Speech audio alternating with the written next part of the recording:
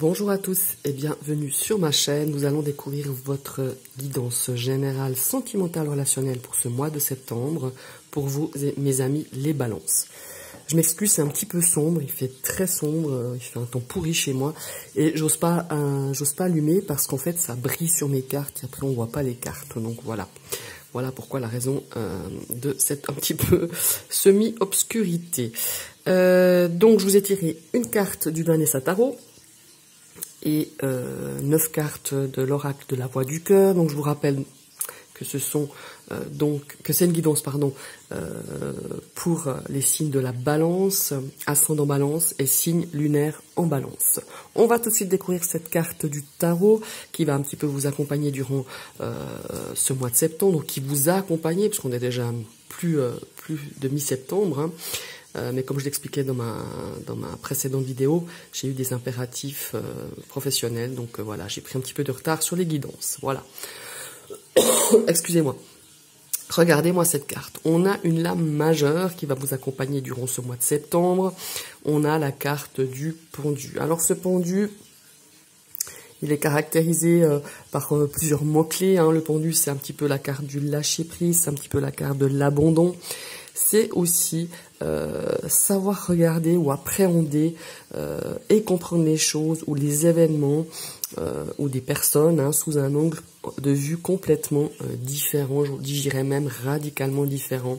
On a aussi une notion d'attente avec cette carte de pendu. Alors peut-être que vous êtes en attente de quelque chose dans votre domaine sentimental, relationnel. Maintenant, cette carte du pendu, l'essence de cette carte, c'est aussi, donc comme je vous le disais tout à l'heure, le pendu représente aussi une nécessité de suspendre l'action, de se mettre sur pause, de ne rien décider, de ne pas agir, même si peut-être vous avez vraiment un sentiment d'urgence par rapport à une situation que vous vivez. Ce pendu aussi, il indique que le moment n'est pas forcément indiqué à la prise de décision. Elle nous invite plutôt à faire pause, comme je le disais tout à l'heure, et de pas trop agir. Le pendu, il peut aussi nous dire que le consultant, pour vous, hein, en tant que signe de la balance, vous vous sentez peut-être un petit peu coincé, voire bloqué un petit peu dans votre vie relationnelle ou votre vie sentimentale. Donc ce pendu, il nous invite à découvrir la cause un petit peu de ce ressenti, de cette notion d'emprisonnement, de blocage, pour pouvoir justement travailler sur cette situation ou débloquer cette situation. Il est parfois nécessaire d'accepter la situation, d'accepter de ne pas tout contrôler, hein. C'est pas évident des fois, mais surtout d'accepter de lâcher prise. C'est une carte de lâcher prise. Et puis, le pendu, comme je disais tout à l'heure dans ces mots-clés, il nous invite vraiment à regarder une situation, une problématique dans votre vie relationnelle ou sentimentale avec un regard neuf. Vous savez, quand on fait le cochon pendu, on voit le monde, hein, quand on a la tête à l'envers, je sais pas si quand vous étiez gosse, vous faisiez ça, et ben on voit le monde dans une autre, pas une autre dimension, mais dans une autre perspective. Donc, c'est un petit peu ce pendu, ce qui nous invite à faire, c'est vraiment de poser un regard un petit peu différent sur votre environnement, sur votre entourage, sur vos problèmes, sur vos, je sais pas moi, sur une problématique relationnelle. De regarder avec justement, pas de regarder avec la tête en bas, hein, vous pendez pas par les pieds, mais je veux dire de vraiment regarder avec un regard différent. Maintenant, ce pendu, quand il est dans un domaine relationnel, sentimental, il faut, voilà, c'est simple, il nous dit, il faut que tu t'y prennes de façon différente que ce que tu faisais jusqu'à présent. Il est temps peut-être d'essayer de nouvelles méthodes pour rencontrer une personne, changer de tête, changer d'habitude, se faire une nouvelle coiffure, aller se faire son dressing avec de nouveaux vêtements, changer de lieu, hein, de sortie pour les rencontres. En fait, le pendu, il nous invite vraiment à repenser, revoir ses habitudes, vraiment à changer vraiment peut-être d'endroits où vous sortez, d'endroits où vous allez rencontrer du monde, vraiment à nous sortir un petit peu de notre routine, hein, peut-être de vos habitudes en tant que célibataire, hein, là je parle pour les célibataires, mais vraiment d'apporter un petit peu d'innovation. Voilà. Et il est aussi ce pendu, quand il arrive un petit, en tout cas dans ce domaine relationnel sentimental, il nous met un petit peu en alerte sur un petit peu ses attentes quant à la relation avec votre compagne ou votre compagnon. Chacun, on est tous différents, hein, voilà. Donc peut-être que on peut avoir en tête une version plus ou moins, vous savez, on idéalise un petit peu la relation de couple ou la vie à deux, tout simplement. Est-ce que cette vision vous est réaliste ou pas? Est-ce que votre vision du couple, est-ce que la vision de votre de l'amour, est-ce qu'elle est vraiment partagée? En tout cas, ce pendu, il vient un petit peu vous titiller, il vient un petit peu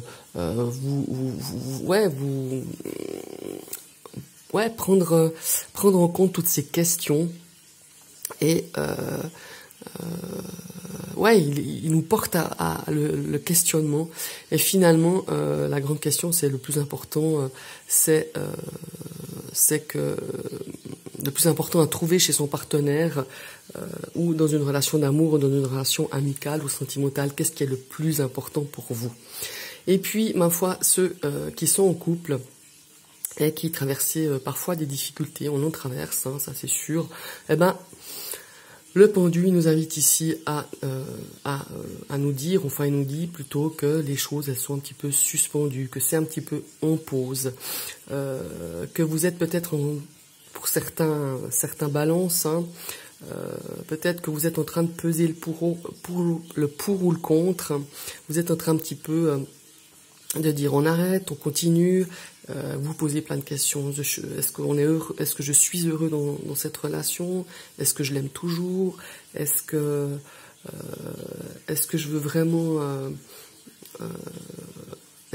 rester, ou est-ce que je reste parce que j'ai peur de me retrouver tout seul ou de me retrouver toute seule? Vous voyez, il y a vraiment ce questionnement-là.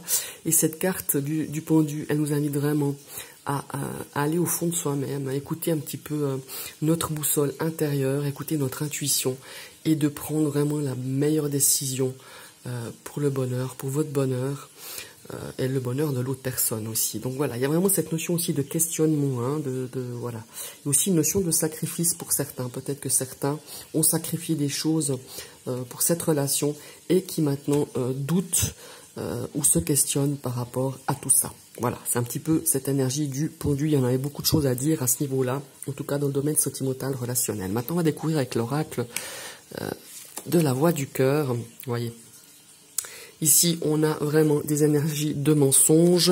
Donc peut-être qu'on vous a menti, peut-être qu'il y a des choses qui vous ont blessé par rapport à des mensonges, par rapport à des choses qui n'étaient pas sincères au sein de votre couple ou dans une relation amicale ou relationnelle, hein, ou familiale, ou voilà.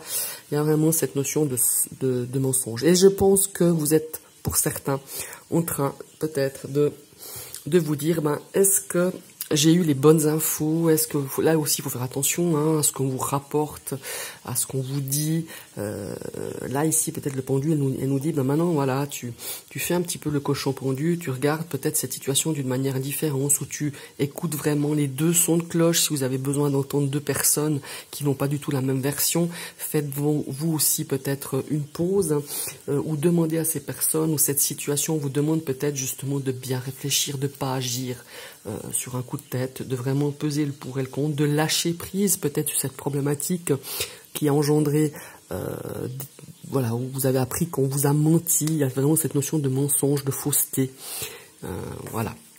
Ici, on a la relation. Alors peut-être que cette relation, justement, a subi, vous avez subi des mensonges de votre partenaire, on vous a menti par rapport à une relation amicale ou une relation familiale. Il y a vraiment cette notion ici qui ressort très fort. Vous voyez, ici, on nous parle d'action. Alors, peut-être que vous allez mener votre enquête par rapport à ça. Peut-être que, justement, avec le pendu, on vous dit, attention, ne prends pas des décisions hâtives, mais demande peut-être un petit peu de temps, prends du temps pour prendre une décision, pose-toi les bonnes questions. Est-ce que voilà, est-ce que ma relation est vraiment basée sur le mensonge? Est-ce que l'autre personne vous a dit des mensonges peut-être pour vous protéger? Alors je cherche pas des excuses aux personnes qui disent des mensonges, c'est pas ça.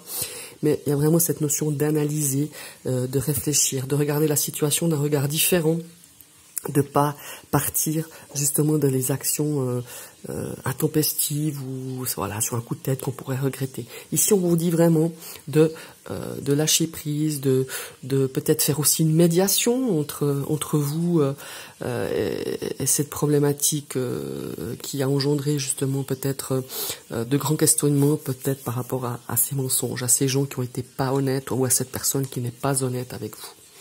Ici, on a l'engagement. On a une carte quand même d'engagement. Peut-être que vous vous sentiez beaucoup plus engagé que l'autre au niveau de cette relation.